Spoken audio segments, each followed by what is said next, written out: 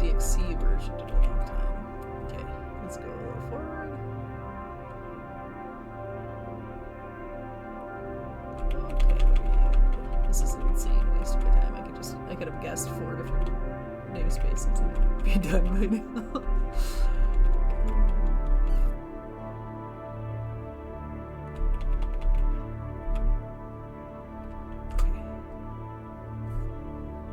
Are you correct?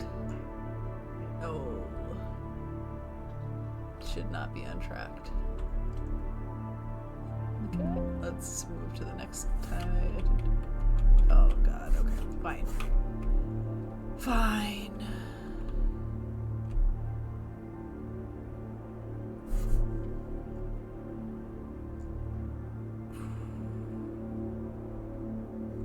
Where am I putting you?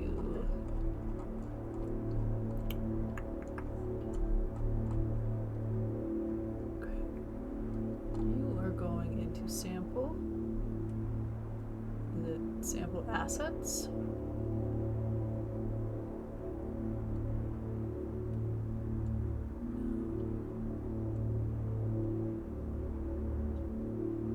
Okay, sample assets shared. Is there a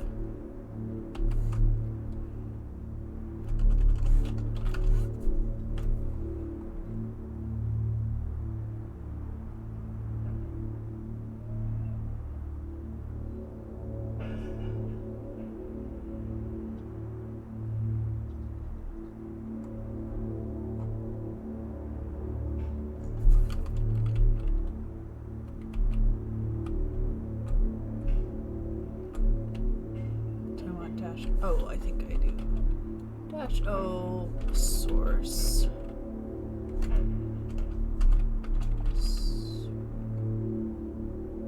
No, we don't need source, so sample source.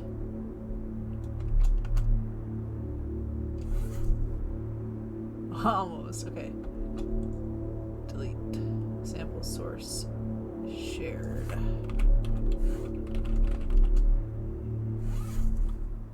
Nailed it. Okay. So that... Oh no.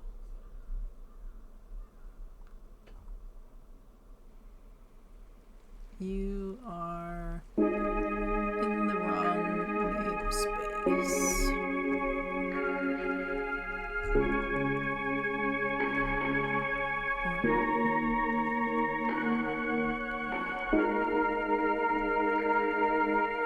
There's our cube, so work for that. Namespace texture path. I'll just rearrange it. That seems okay. Sweet. So now in my scene, I should have my cube. It won't be shape key animated yet, but it'll be there and ready to be animated. Because for sure the shape key won't work if the number of vertices are not the same. Okay,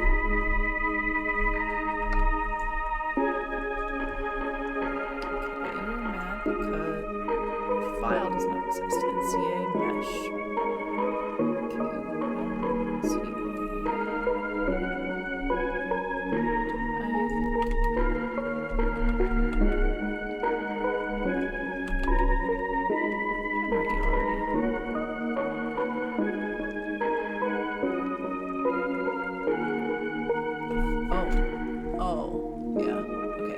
Telling me that my output directory for my cube, for my mesh, is still shape key animation because I typed it correct that, so that they're right about that.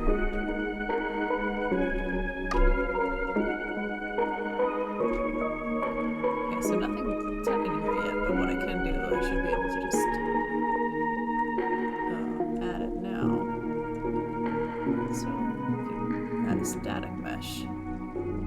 Is a cube, so let's change it to sphere or something so that we determine that it works. Now this is our shape key animation cube, so obviously it's not moving yet because I don't have the shape keys, but it's ready to move. And I get it imported. Okay, that was important to do. I'm going to commit added cube to, so added test cube as an asset, as a mesh asset.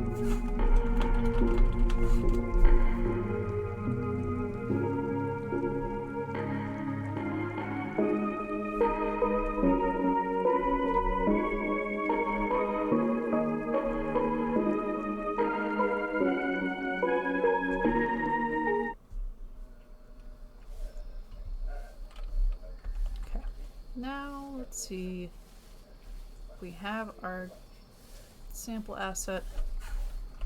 So, okay, we need to go back to the integration point. So, in our pass backend, I've decided that the way I want to do this, so we have the concept of batched meshes, and here it is. So you can either be if you're a mesh renderer, meaning you need to render like a 3D model, you can either be a static one or a skinned one meaning that you're associated with a skeletal animation. And so we batch you into separate batches before we send you to send your indices to the shader. And I was thinking at first that we need a third one, but that's not actually true, because what we want, we have a separate, right now, we have a separate vertex shader for static meshes or for skinned meshes. But what we really want is to say something like if,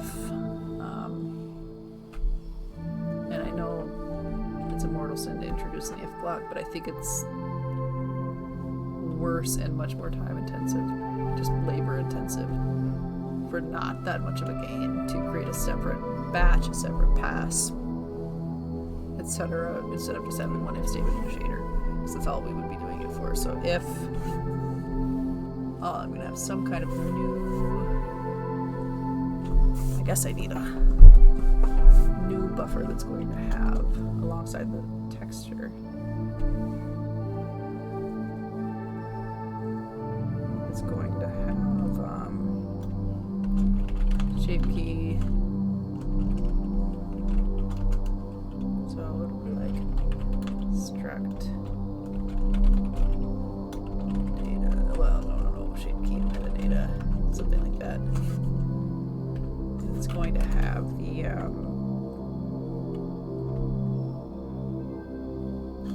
what do we call it? Like the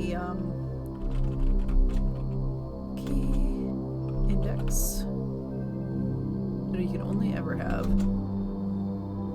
of them. So that would be, in this example, it's kind of confusing because we only have 2 shape keys, but if we had 8 of them, what I'm telling is what 2 shape keys are relevant to be lerping between. Because we're going to be doing the lerping on the GPU. So shape key index and shape key. And then we also need and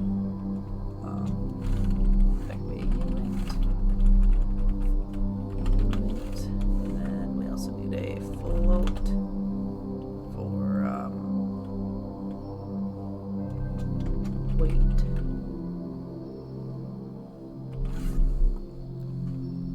So that's gonna say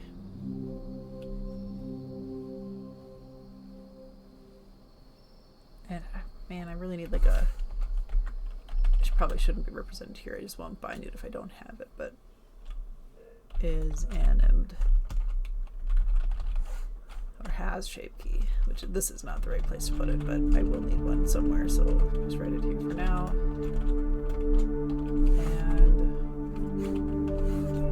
okay, so then it's going to look like if, let's call it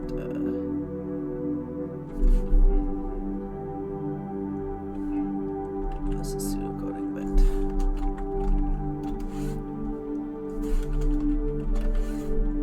if shape key metadata dot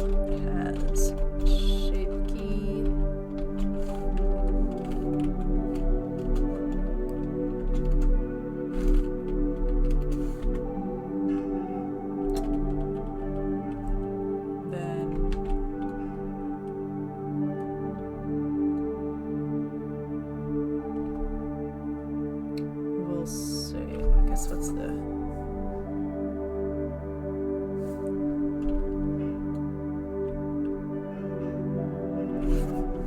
Okay, we also have our,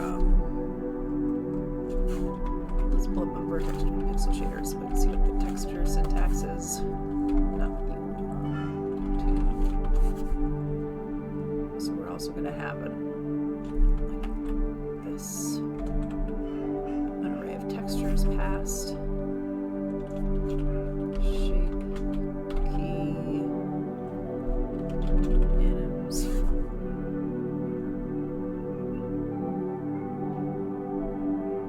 I think I can just use the same sampler. Oh no, we will have a new one because this is the vertex shader. Okay, so then if metadata has shape key, we're going to say something like float 3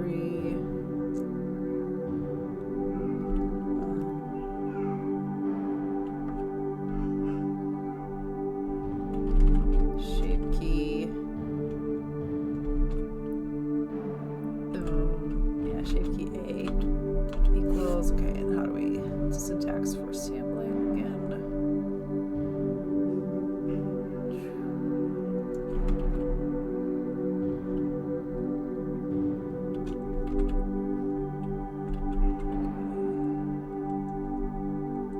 Shape key enums at shape key index A dot sample shape key enums sampler. And then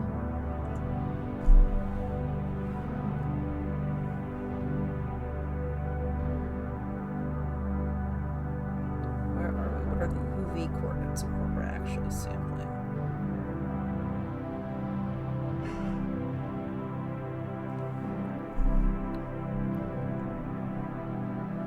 It's always going to be 0 in the X. So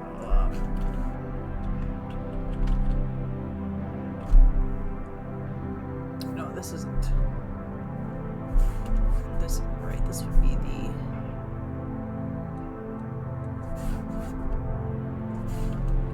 UN. We need a shape key animation index. So this texture array is going to have one texture for every animation. So to get the animation we need, it's going to be shape key animation index. Then our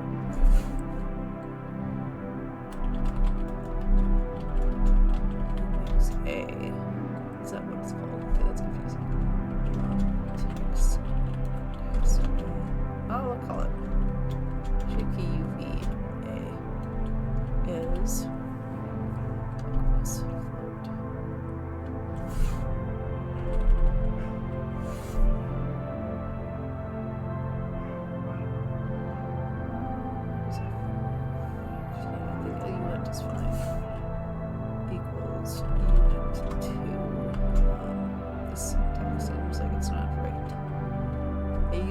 GLSL, because in the first instance of this we had a Vulkan renderer that I made, and now I'm using HLSL because we switched over to an abstraction library called Diligent Engine, which I highly recommend.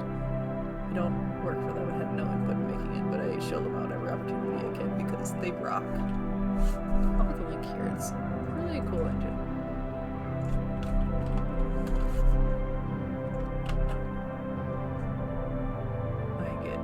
Absolutely no compensation for talking about them at every opportunity.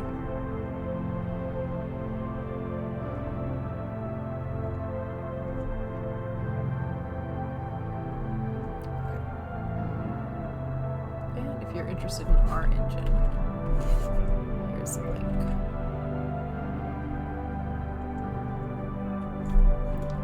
That one is not our engine. This one is.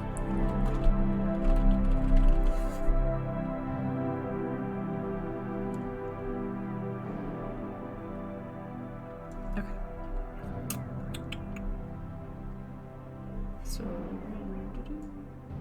oh yeah, switch from GLSL to HLSL when I cut over to Diligent because they primarily use HLSL.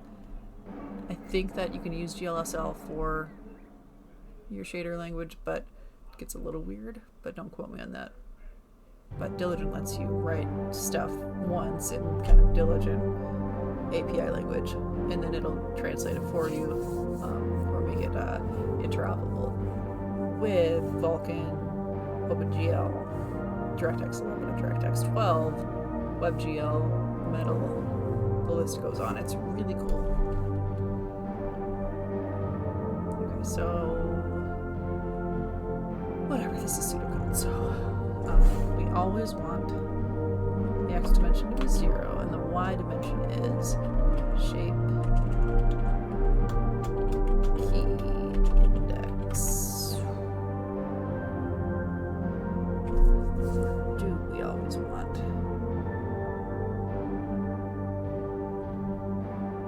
We need a single pixel here. We need the row. Maybe I just shouldn't use a texture. I want it though.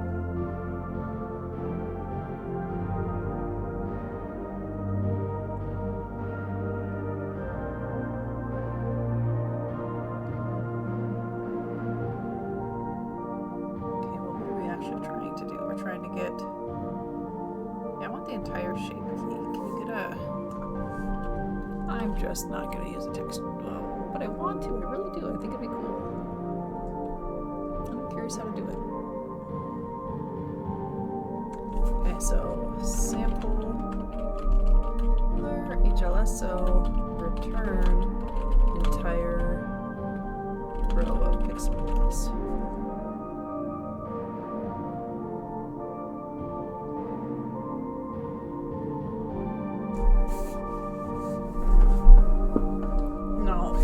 Linear, okay, fine. I'm not using a texture. There's too much to learn there. I've got other fish to fry, unfortunately.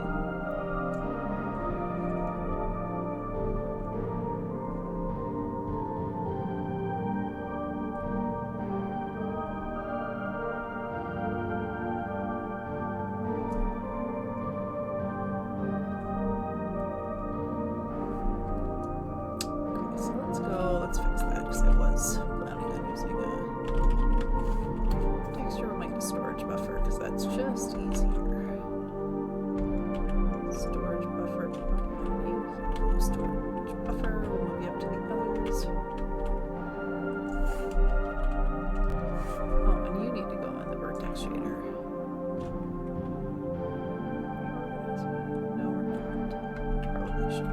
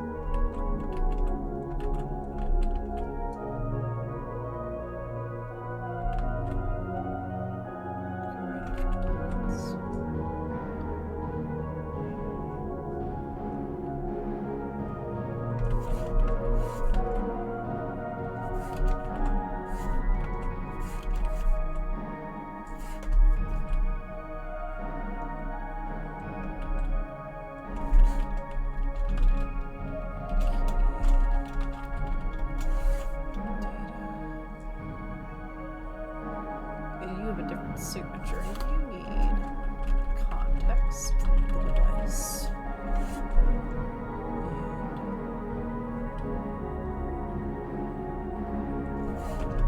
And desk. Okay. Then we want to go to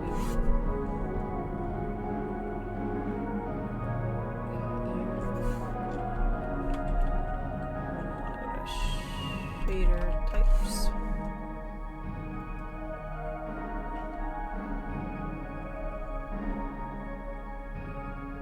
What are we actually putting?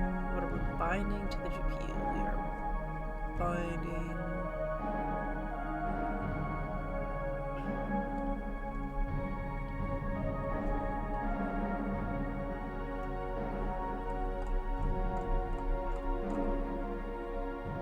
One thing I am disappointed about Diligent, they don't have push constant support, at least last time I checked. So I have to make a little uniform buffer every time I need to pass data. And I should probably at this point consolidate them, but I was pointing at a structure buffer when I said that, but some uniform buffers down here. But each of them is so context specific that I don't want to.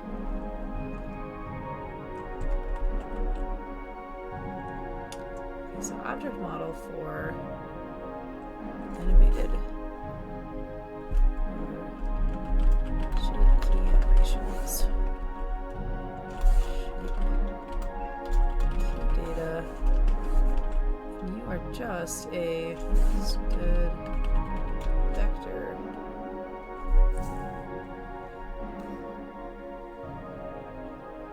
Okay, we have a vector view, so you're just a vector of vertices. Let's do vector 3.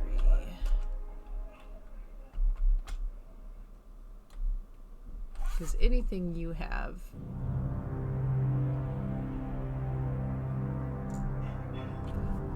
are you going to be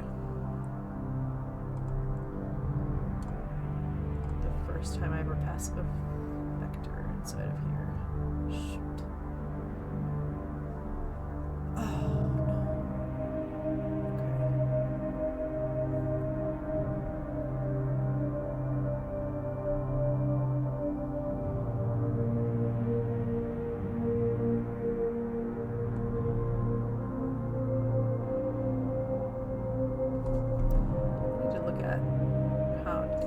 So when I'm a storage buffer, the structured buffer is always a vector of these.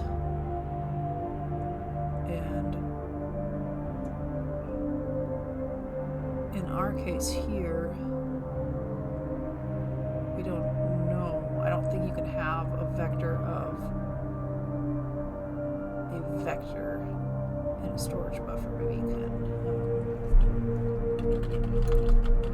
Vector structured buffer.